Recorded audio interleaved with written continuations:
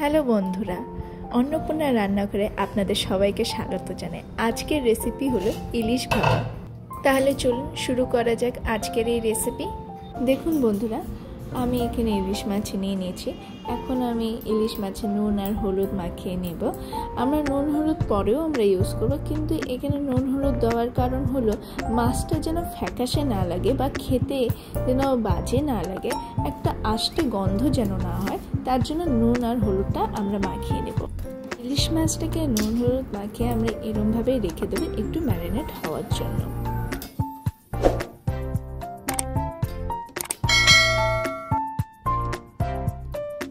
এরপর কড়াইতে তেল দিয়ে তেল গরম হয়ে যাওয়ার পর মাছগুলোকে হালকা করে আমরা ভেজে নেব।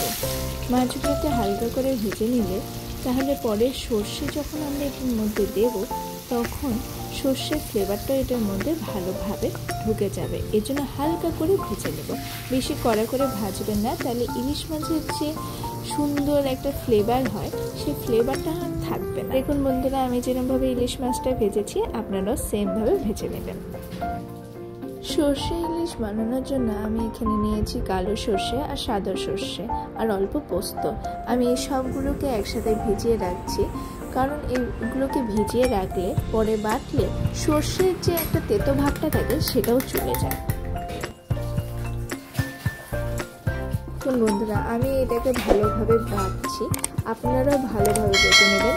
কোনো দানা ভাব যেন না থাকে, দানা ভাব থাকলে পেস্টটা অতটা ভালো হবে না আর গ্রেভিটাও টেস্ট হবে না। তার জন্য আমাদেরকে মিহি করে বেটে নিতে হবে। আপনারা চাইলে মিক্সিতেও করে নিতে পারেন।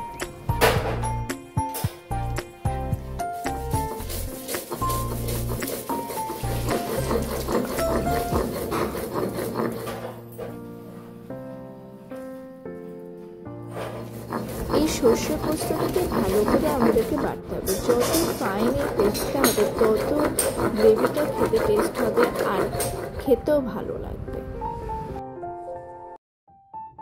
এবার কড়াইতে অল্প তেল দিয়ে তার মধ্যে একটু কালো জিরে আমরা ফোড়ন দিয়ে দেবো।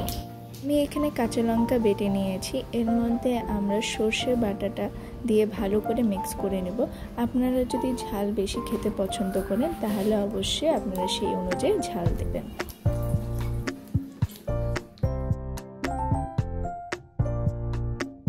ভালো করে সর্ষে মিক্স করে নেওয়ার পর আমি এখানে দিয়ে দিয়েছি হলুদ।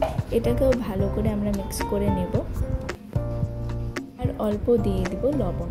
এটাকেও ভালো করে মিক্স করে নেব।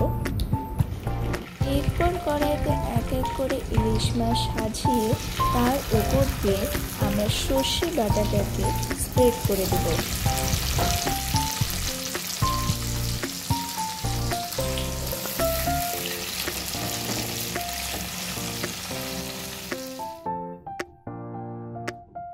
সর্ষে বাটাটা দেওয়া হয়ে গেলে তারপর অল্প জল দিয়ে দেব।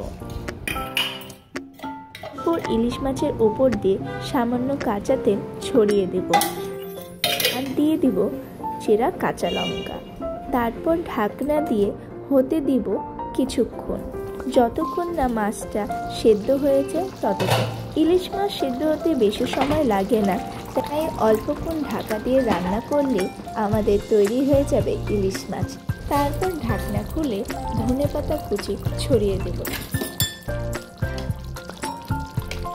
তৈরি হয়ে গেল আজকের এই ইলিশ ভাপা। তাহলে অবশ্যই এরমভাবে আপনারা বানিয়ে বাড়িতে খেয়ে দেখবেন। আমি অবশ্যই বলছি আপনাদের ভালো লাগবে। গরম গরম ভাতের সাথে এই ইলিশ ভাপা দুপুরবেলার লাঞ্চটা জমেই যাবে। তাহলে আজকের এই রেসিপি এখানেই শেষ। ইলিশ মাছের রেসিপিটি ভালো লাগলে অবশ্যই লাইক, কমেন্ট আর সাবস্ক্রাইব করবেন। আর দেখা হচ্ছে আরেক রেসিপি নিয়ে।